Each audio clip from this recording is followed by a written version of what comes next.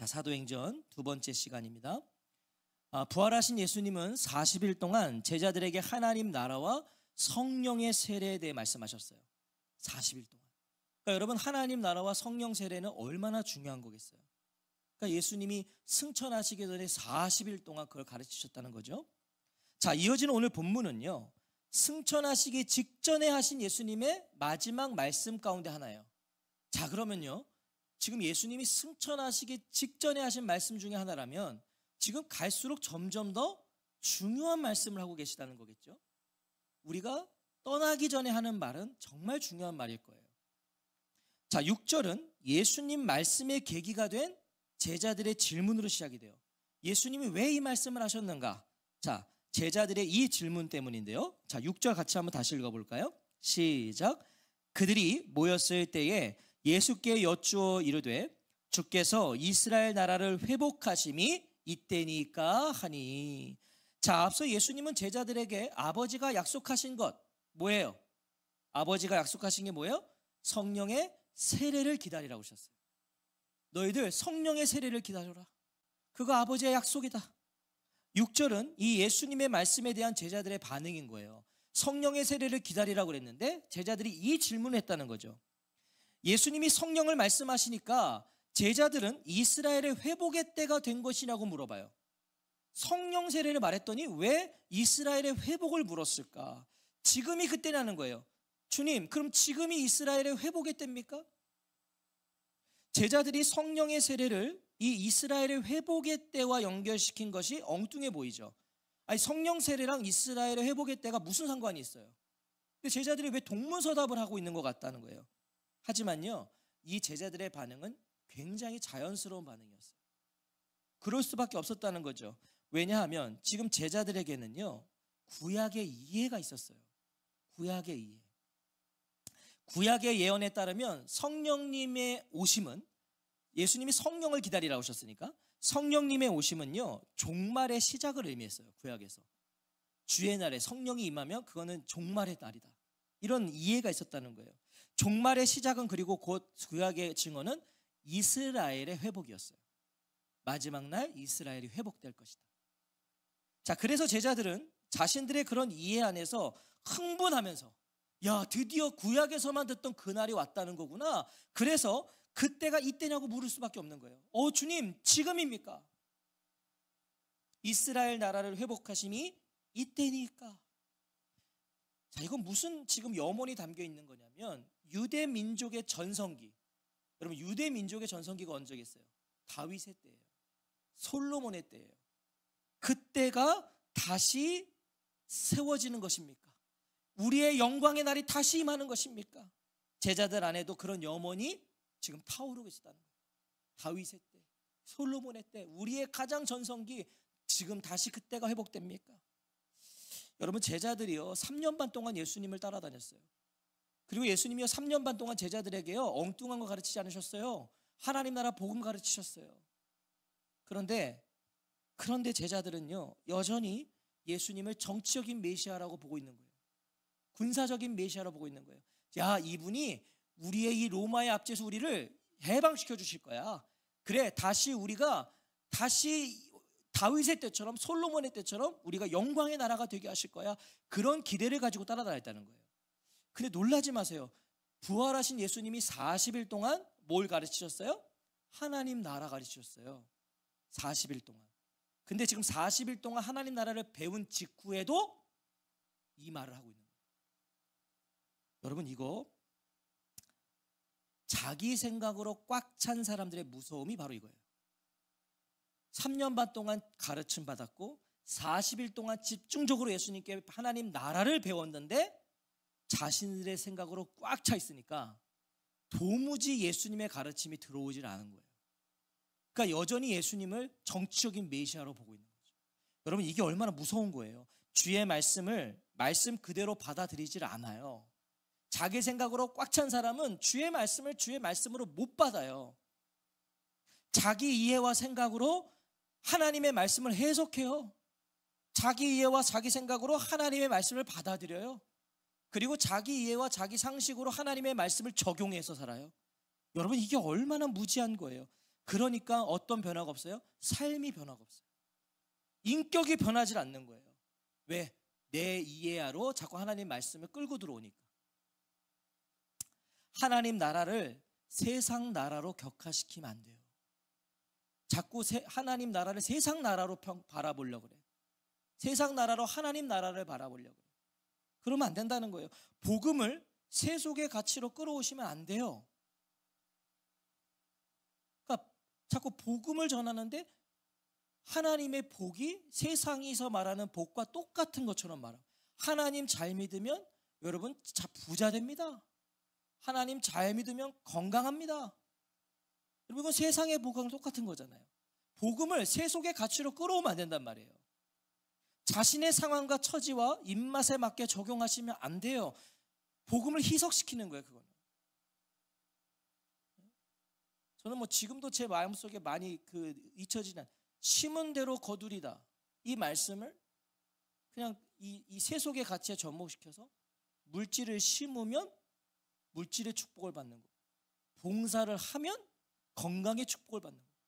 예, 물론 그럴 수 있겠죠. 그러나 그것은 다 조건부적인 거 아닌가요? 헌금 많이 하면 물질의 축복 받는다. 이건 세상의 논리와 똑같은 거잖아요. 그거는 복음을 희석시키는 거죠. 의아한 건요, 예수님께서 이런 제자들을 나무라질 않으세요. 지금 제자들이 이스라엘 회복했답니까? 라고 했는데 예수님이 그런 제자들 이 무지한 것들아 라고 혼내질 않으신다는 거예요. 자, 그래서 예수님이 성령으로 세례를 받으라고 말씀하신 거예요. 혼내신 게 아니라, 그래서 앞서 뭘 말하셨다고요? 너희들 성령의 세례를 기다려라. 자, 이게 왜 그러겠어요? 성령이 임하지 않고는, 성령을 받지 않고는 하나님 나라 복음을 온전히 깨달을 수 없다는 걸 예수님은 아시는 거예요. 내가 그렇게 너희들을 가르쳤어도 너희들 성령 세례를 받지 않으면, 성령이 너희들에게 임하지 않으면 너희들은 못 깨달아. 예수님은 제자들의 무지와 오해가 성령이 임하시면, 성령을 받으면 자연스럽게 해결될 것을 아셨기 때문에 그들을 혼내지 아니하시고 그냥 말씀을 이어가시는 거예요. 어차피 말해도 너희들은 못 깨달으니까. 자, 7절을 보세요. 이어가시면서 뭐라고 하시는지 7절을 같이 읽겠습니다. 시작. 이르시되 때와 시기는 아버지께서 자기의 권한에 두셨으니 너희가 알 바 아니요. 공생의 기간 중 예수님께서 누누이 하신 말씀이에요. 여러분, 예수님이 이 말씀을요 공생의 기간 동안 반복해서 하셨어요. 마가복음 13장 32절에 보면, 그러나 그 날과 그 때는 아무도 모르나니 하늘에 있는 천사들도 아들도 모르고 아버지만 아신다. 그 날은 아버지만 아신다. 마지막 날은, 종말의 날은, 재림의 심판의 날은 아버지만 아신다. 이걸 누누이 말씀하셨는데도 오늘 제자들이 이 질문하고 있는 거예요. 예수님은 이스라엘의 회복, 마지막 때, 마지막 날과 같은 문제는 하나님의 고유 권한이다. 그건 하나님의 시간표 속에 있는 거다. 지금 다시 말씀해 주시는 거예요. 너희가 알 바 아니다. 때와 시기는 너희가 알 바 아니다. 여러분, 자꾸 우리 주님 언제 오시나 그날이 그걸 궁금해하는 건 중요하죠. 필요한 거예요. 그러나 그때가 언제인지를 알고 싶어하는 것은 그건 잘못된 신앙이에요. 너희가 알 바가 아니래요. 자, 근데 이걸 직역해 보면 이런 의미입니다. 너희가 해야 할 바는 따로 있다. 자, 이 의미가 좀 달라지는 거예요. 너희가 그런 거 알 바가 아니야. 이게 아니라 너희가 해야 할 바는 따로 있다. 제자들의 시선을 예수님 지금 다른 곳으로 자꾸 이끄시는 거죠. 너희들이 할 일은 그게 아니다. 때와 시기를 궁금해하는 게 아니다. 시선을 자꾸 어디로 이끌고 계시는 거예요. 때와 시기를 알려고 하지 말고 너희가 해야 할 바를 하라, 이거예요. 해야 할 바를 알아라. 자, 그 해야 할 바가 뭐겠습니까? 여러분, 제자들이 해야 할 바가 뭐겠어요? 그게 8절이에요. 그게 8절이에요. 자, 8절 같이 읽겠습니다. 시작. 오직 성령이 너희에게 임하시면 너희가 권능을 받고 예루살렘과 온 유대와 사마리아와 땅끝까지 이르러 내 증인이 되리라 하시니. 자, 이것이 제자들이 알아야 하고 해야 할 바라고 하시는 거예요. 너희가 알아야 되고 너희가 해야 될 바는 때와 시기를 궁금해하고 그것을 알려고 하는 게 아니라 너희가 알아야 되고 너희가 해야 할 바는 뭐예요? 예수님 왜 성령으로 세례를 받아야 되는지를 밝히시는 거예요. 지금 너희들 왜 성령으로 세례를 받아야 되는가? 사도행전 1장 8절은요, 여러분 잘 아시는 것처럼 사도행전의 핵심 구절이에요. 사도행전 전체를요 한 문장으로 압축시키면 1장 8절이에요. 1장 8절. 한 줄로 요약해 놓은 게 1장 8절이라고요. 그러니까 1장 8절을 제대로 이해하면 사도행전 전체를 아는 거예요. 앞으로 사도행전이 어떻게 진행될 것인지가 이 8절에 암시되죠. 자, 1장부터 7장은 예루살렘에서 이 일이에요. 그리고 8장부터 12장은 유대와 사마리아에서 있었던 일이에요.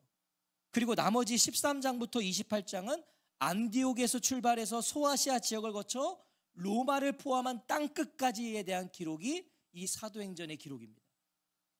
자, 예수님은 제자들에게 너희가 해야 할 바는 때와 시기를 아는 게 아니라 뭐라 그러세요? 예루살렘과 온 유대와 사마리아와 땅끝까지 이르러 내 증인이 되리라. 제자들이 알아야 할 건 뭐예요? 해야 할 바는 뭐라는 거예요? 내 증인이 될 것이다. 증인이 되라. 여러분, 증인이 뭐죠? 증인은요, 직접 보고 체험한 경험을 있는 그대로 증언하는 사람이에요. 내가 경험한 거, 내가 본 거, 내가 들은 거를 내가 체험한 걸 그대로 말하는 게 증인이에요. 증인. 자, 미국의 그랜드 캐니언을, 우리 주찬이네 그랜드 캐니언 갔다 왔나요? 여긴 안 갔죠. 그랜드 캐니언, 미국의 그랜드 캐니언을 사진으로 본 사람, 우리 다 사진이나 영상으로 우리 다 봤어요. 그런데요, 거기 직접 가서 본 사람의 증언은 차원이 다를 겁니다. 그렇지 않겠어요? 나이아가라 폭포는 갔나요? 중요한 데는 다 안 갔어요. 어디 갔다 온 거예요 도대체? 나이아가라 폭포, 이걸 영상으로 우리는 다 한 번씩은 봤어요. 뭐 걸어서 세계 이런 거 있잖아요. 그런데 보면 나이아가라 폭포 막 보여줘요. 자, 영상으로 본 사람과요, 직접 가서 보고 그 폭포 소리를 직접 들은 사람이 말하는 메시지는 다를 수밖에 없어요. 여러분, 그 폭포음이 어마어마하다면서요. 근데 그거를 우리는 영상 TV에서 들은 거랑 직접 거기서 들은 사람하고 이게 같겠냐고요. 다르겠죠. 증인은요, 이처럼 예수님을 만난 사람들이에요. 그게 증인이에요. 예수님을 체험하고 경험한 사람이에요. 그래서 예수님을 말로 증거할 뿐만이 아니라 내가 예수님을 만났고 예수님을 체험했기 때문에 그 사람은 말로만 하는 게 아니라 삶과 때로는 생명을 바쳐서 증거하는 자가 되는 거예요. 그게 증인이에요. 그래서일까요? 이 증인의 어원을 보니까요, 증인의 어원을 보니까 순교자예요. 증인은 순교자예요. 이게 그 어원이 같은 의미란 말이에요. 순교자. 증인은 목숨을 걸어요. 목숨을 걸어요. 왜? 부인할 수가 없거든. 내가 봤는데, 내가 경험했는데 어떻게 부인합니까? 어떻게 부정합니까? 여러분, 예수님을 부정해라, 예수님을 부인해라. 아니, 내가 예수님 만났는데 어떻게 그럴 수 있냐고요. 그러니까 그것을 그냥 목숨도 때로는 걸 수 있는 거예요. 내가 부인할 수가 없어요. 그래서 사도들이, 수많은 주의 제자들이 아낌없이 복음과 운명을 같이 했다고요. 부인을 할 수 없으니까. 그냥 너 예수 믿을래? 죽을래? 믿을래? 그리고 죽는 거예요. 내가 봤는데 어떡해? 내가 만났는데 어떡해? 증인은 그래서 아무나 되는 게 아니에요. 여러분, 증인 아무나 되는 거 아니에요. 인간의 힘과 노력으로 되는 게 아니에요. 난 증인이 될 거야, 난 증인으로 노력할 거야 된다고 되는 게 아니에요. 예수님도 이걸 전제하고 계시거든요. 그걸 전제하세요. 못 된다는 거예요, 우리 힘으로. 자, 예수님 말씀 잘 보세요. 내 증인이 되라고 하지 않으세요. 너네 내 증인 되라. 너희들 힘써서 내 증인 돼야 돼. 이렇게 말씀하지 않으시고 뭐라 그러세요? 내 증인이 되리라. 되리라. 내 증인이 될 것이다. 될 것이다. 그래서 말씀하시는 거예요. 너희가 되는 게 아니다. 너희가 되는 게 아니다. 오직 성령이 너희에게 임하시면 너희가 권능을 받고 라고 하시잖아요. 성령이 너희에게 내리시면 너희는 능력을 받고 내 증인이 될 것이다. 증인이 되기 위해서는 반드시 뭘 받으셔야 돼요? 성령의 권능을 받아야 돼요. 여러분, 성령의 권능을 받지 않고는 증인이 될 수 없어요. 요한복음 14장 26절에 보니까 보혜사 곧 아버지께서 내 이름으로 보내실 성령, 그가 너희에게 모든 것을 가르치고 내가 너희에게 말한 모든 것을 생각나게 하리라. 누가요? 성령께서 생각나게 하신다. 요한복음 15장 26절에서도 내가 아버지께로부터 너희에게 보낼 보혜사 곧 아버지께로부터 나오시는 진리의 성령이 오실 때에 그가 나를 증언하실 것이다. 오늘도 우리는요, 성령님을 통해서 예수님을 체험해요. 여러분, 오늘도 성령님을 통해서 예수님을 만나요. 그렇지 않으세요? 오늘도 예수님 만난다니까요. 성령을 통해서 경험할 수 있어요. 성령님을 통해서요, 보이지 않는 그분을 볼 수 있어요. 예수님 안 보이거든요. 근데 성령님을 통해 그분을 볼 수 있다고. 성령님의 조명을 통해서요, 우리는 주의 말씀이 들려져요. 여러분, 주의 말씀이 아무나 들리는 거 아니에요. 성령께서 조명하실 때 그게 들려져요. 깨달아져요. 그리고 믿어져요. 이해돼서 믿는 거 아니에요. 우리 하나님 말씀을요, 우리가 어떻게 이해해서 믿겠어요? 감히 이 하나님의 말씀을 믿어져서 이해가 되는 거예요. 믿어져서. 왜 그런 거예요? 내 증인이 되리라. 오늘도 사도들처럼 수많은 주님의 사람들처럼 오늘도 예수님을 증거할 증인이 주님께 필요하기 때문에, 주님께 증인이 필요해요. 그래서 주님은 성령의 능력으로, 성령의 권능으로, 성령의 조명으로 깨닫게 하세요. 만나주세요. 증인이 필요하니까. 예수를 말할 수 있는 사람들, 복음을 외칠 수 있는 사람들, 그 일을 위해서라면 자기의 것을 귀하게 여기지 않을 수 있는 사람들이 오늘도 하나님께 너무나 필요한 거예요. 그게 그리스도인이에요. 하나님이 정말 그런 사람이 필요한 거예요. 기억하세요. 예수님을 믿는다는 것은요, 증인애로의 부르심이에요. 여러분, 예수 믿는 거 증인으로 부름받은 거라고요. 하나님은요, 나 하나 구원하셔서 천국 보내시고자 나에게 믿음 주신 거 아니에요. 나 하나 구원하시려고 나에게 은혜 주신 거 아니에요. 나 하나 구원하시려고, 천국 보내시려고 나를 먹이시고 입히시는 게 아니란 말이에요. 예수 믿는 나를 그 자리에 두시고 그곳에 보내시고 그를 만나게 하신 이유가 있단 말이에요. 이게 그 이유가 뭐예요? 내 증인이 되리라. 내 증인이 되리라. 그래서 너를 거기 뒀다. 그래서 너를 거기로 보냈다. 내가 그 가정에 너 그래서 거기다 둔 거다. 내 증인이 되리라. 그래서 오늘 하나님의 선택과 부르심을 받은 모든 성도들에게 뭐가 필요한 거예요? 성령의 권능이 필요한 거예요. 성령의 권능이 임해야 증인이 되니까. 성령의 능력을 받으셔야 돼요. 그래야 수많은 한계와 제한을 우리가 넘을 수 있어요. 주의 증인이 될 수 있단 말이에요. 자, 8절을 잘 보세요. 8절을 성령의 권능을 받으면 어떤 증인이 된다고 하시죠? 너희가 성령의 권능을 받으면 어떤 증인이 된다고 하세요? 예루살렘과 온 유대와 사마리아와 땅끝까지 이르러 내 증인이 되리라. 자, 이게 당시 제자들의 상태를 암시해 주는 말씀이거든요. 당시 제자들이 어떤 상황 속에 있었는가? 제자들에게는요, 많은 한계와 제한이 있었어요. 제자들에게는. 자, 먼저 제자들에게는요, 이스라엘 나라의 회복에만 매여 있었어요. 그렇잖아요. 주님, 이스라엘의 회복이 지금입니까? 이스라엘 나라의 회복만 그들은 원하고 있어요. 이스라엘이 먼저인 거예요. 제자들에게는 이스라엘이 먼저예요. 그들에게 그 외 나라의 회복은 관심 바뀐 거예요. 관심이 없는 거야. 다른 데는. 이스라엘에만. 자, 뭐겠어요? 종교적, 감정적, 민족적, 지리적 한계와 제한이 제자들에게 있었어요. 자, 이건 오늘 우리도 마찬가지 아닐까요? 자, 모든 게 나 중심입니다. 여러분, 교회 오래 다녀도요, 다 나 중심이에요. 나와 내 가족이 먼저예요. 내 가족이 먼저인 거예요. 내 기준과 판단이 먼저예요.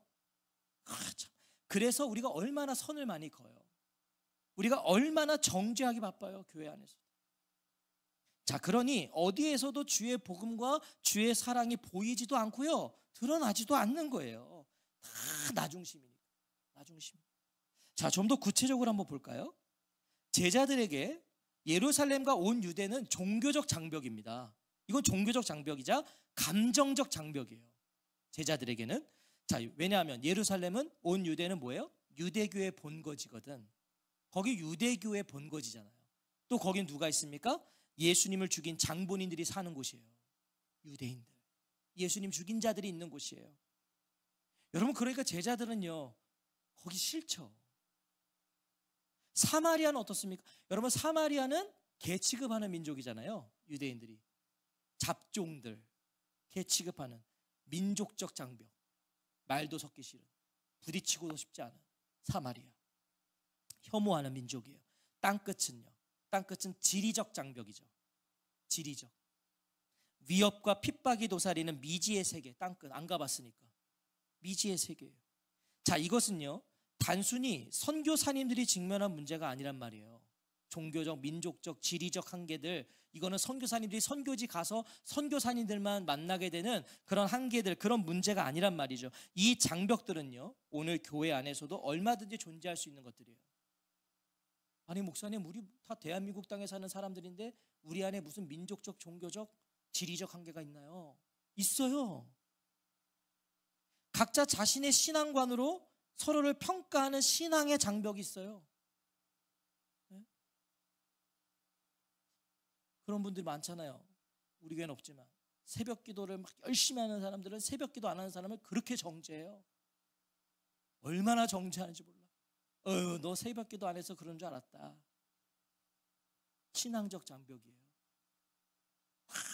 열렬히 기도하시는 분들은 옆에서 누가 조금 기도하고 있으면, 그래서 기도가 들리겠냐? 신앙적 장벽이에요. 그럴 땐 그렇게 하세요. 조용히 하시는 분들은, 넌 시끄러워서 주님이 길을 막으셨어. 다 이게 신앙적 장벽이에요. 각자가 자기의 신앙관으로 말하는 거죠. 감정적 장벽은 이루 말할 수 없어요. 여러분, 교회 안의 감정적 장벽은요, 어마어마해요. 상처 한 번 받으면 주님 오실 때까지 이를 갈고 으르렁거립니다. 교회 안에서. 제가 그런 분도 만났어요. 둘이 권사님이에요. 단짝이야. 와, 죽고 못 살아. 근데 어쩌면 저한테 와가지고, 제가 부목사 때 저한테 와서 이분 얘기를, 이분 험담을 하고, 이분은 저한테서 이분 험담을 해요. 둘이 절친이에요. 교회에서는 단짝이, 베스트 프렌드. 근데 각자 와서는 서로를 욕하시더라고요. 그러면 목사가 어떻게 해야 돼요? 목사가, 아, 그러냐? 또 여기서, 아, 그러냐? 근데 나중에 또 다 저를 욕하더라고요, 둘이서. 왜 그런 거예요? 감정적 장벽 얼마나 많은지 몰라요. 여러분, 교회 안에도 학연지연 혈연이 팽배해요. 하여튼 우리 교회는 하여튼 뭐 학연지연 뭐 다 출교 뭐 경상도냐 뭐 전라도냐, 담임 목사 서울입니다. 그런 거 없어 우리는. 근데 교회에도 그런 게 있어요. 그 심지어 전라도 분들이 많이 이렇게 있으면 전라도 분들이 많이 와요. 교회도.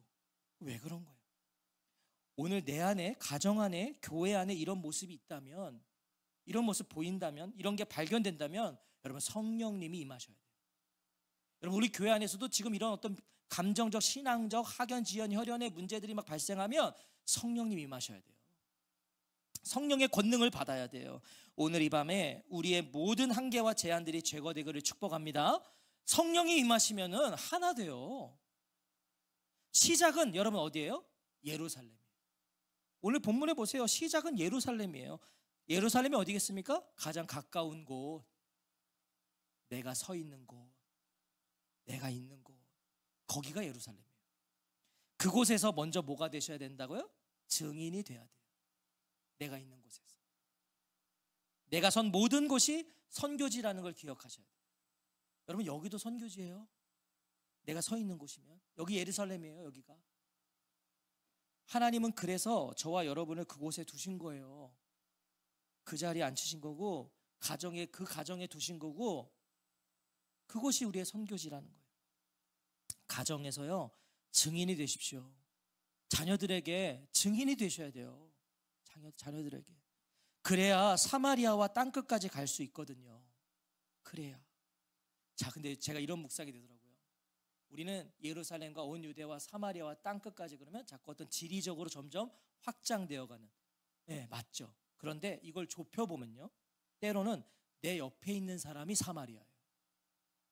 와, 옆에 있는데 여기가 사마리아예요. 와, 도무지 못 가겠어. 여러분, 때로는요, 내 옆에 있는 사람이 땅끝이에요. 와, 도무지 손을 못 내밀겠어. 여러분, 그럴 수 있단 말이에요. 가장 가까운 사람이 가장 힘들어요. 여러분, 근데 실제로 복음 전하시는 거 보면, 우리가 복음을 전할 때 보면 가족 구원이 제일 힘든 거예요. 그렇지 않으세요? 가족이 제일 힘들어. 남은 복음 뭐 전도했는데 안 받으면, 때로는 우리 하나, 그러면 안 되지만 지옥 가라, 그러면 안 돼요, 말이라도. 근데 가족한테는 그것도 못해. 그렇잖아요. 가족 죽거나 사나 끌고 가야 되는 거 아니에요. 말 안 듣는, 우리 지금 여기 주찬이 예배드리는데, 우리 주찬이는 그런 아이가 되지 않기를 주의 이름으로 축복해. 막 중학교 고등학교 막 교회 안 가, 막 부모한테 막. 그런 아이가 안 될 줄 믿어요. 그래도 우리는 자식들이 그러면 어떻게 해요? 저 죽일 수도 없어. 끌고 가야 돼. 그래서 어떤 선교사님 그러시더라고요. 어느 날 애가, 언제 얘기하시다 욕을 했대요. 엄마 앞에서. 이렇게 욕을 했더니 엄마가 가스불을 켜시고 젓가락을 이렇게 달구시면서 주여, 저 자식의 입을 찢어야겠다고. 그 다음부터 그 아이가 욕을 하지 않았다는 역사가 있어요. 진짜 엄마가 짖을 것 같더래. 그게 그런 거예요. 여러분, 정말 내 옆에 있는 사람이 사마리아고 땅끝일 수 있어요. 교회에서요, 증인이 되십시오. 여러분, 여기서 증인이 안 되시면 어디 가서 증인 되실 거예요? 여기서 서로에게 증인이 되셔야 돼요. 서로에게 증인이 되셔야 돼요. 교회의 존재 이유와 사명은 다른 게 아닙니다. 지금도 살아서 하나님 우편에 앉아서 다스리시고 통치하시는 우리 주 예수 그리스도의 증인이 되는 거예요. 그게 교회의 사명이에요. 증인이 되는 거예요. 사도행전적 교회가 교회의 부르심이에요. 우리가. 사랑하는 성도 여러분, 무엇을 꿈꾸세요? 뭘 기대하세요? 올 한 해 새해가 시작됐어요. 뭘 기대하세요? 뭘 꿈꾸세요? 아마 지금 머릿속에 많은 게 떠오르실 거예요. 올 한 해 뭘 기대하시는지, 뭘 꿈꾸시는지. 자, 근데 이렇게 여쭈면 어떨까요? 제가 뭘 기대하세요? 뭘 꿈꾸세요? 그게 아니라 제가 이렇게 한번 여쭤볼게요. 예수님은 우리에게 무엇을 꿈꾸실까요? 이러면 얘기가 달라지죠? 아마 지금 머릿속에 있는 거 다 지우셔야 될걸요? 예수님은 우리에게 뭘 꿈꾸실까요? 예수님은 오늘 우리에게 뭘 기대하실까요? 8절의 말씀을 같이 한번 읽어볼까요? 다시 시작. 오직 성령이 너희에게 임하시면 너희가 권능을 받고 예루살렘과 온 유대와 사마리아와 땅끝까지 이르러 내 증인이 되리라. 예수님은 증인들을 꿈꾸고 바라세요. 예수님 그거 바라시는 거예요.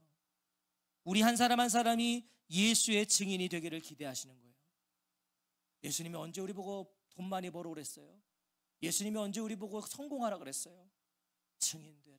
증인되라. 증인들을 통한 복음 전파를 기대하세요. 삶이 되는 교회도 마찬가지죠. 예수님은 우리 교회에게 다른 거 바라지 않으실 거예요. 여러분, 심지어 예수님은 교회에게 너희들 성장해라, 사람 많아져라 바라시는 분 아니에요. 사람 살리고 영혼을 구원하는 일로 움직이는 역동적인 교회를 기대하시는 거예요. 살아있는 교회. 영혼을 위한 것이라면 아낌없이 내어줄 수 있는 교회, 그걸 원하시는 거죠. 우리를 통해 하나님 나라가 확장되기를 원하시는 거예요. 하나님 나라. 예수 믿는 자가 많아지는 거예요. 사람이 많아지는 거랑 예수 믿는 자가 많아지는 건 달라요. 사람이 많아졌어도 예수 믿는 자는 적을 수 있어요. 근데 사람이 적어도 예수 믿는 자가 많아질 수 있어요. 그 시작은 성령의 권능입니다.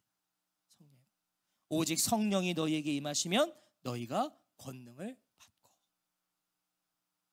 오늘 이 밤 성령의 능력을 사모하십시오. 여러분, 사모하세요. 간절히 구하세요. 성령의 능력을 기대하세요. 제가 조심스럽게 한번 간증드리면, 저도 지금까지 제 인생 속에 제가 성령님 정말 사모할 때 있었어요.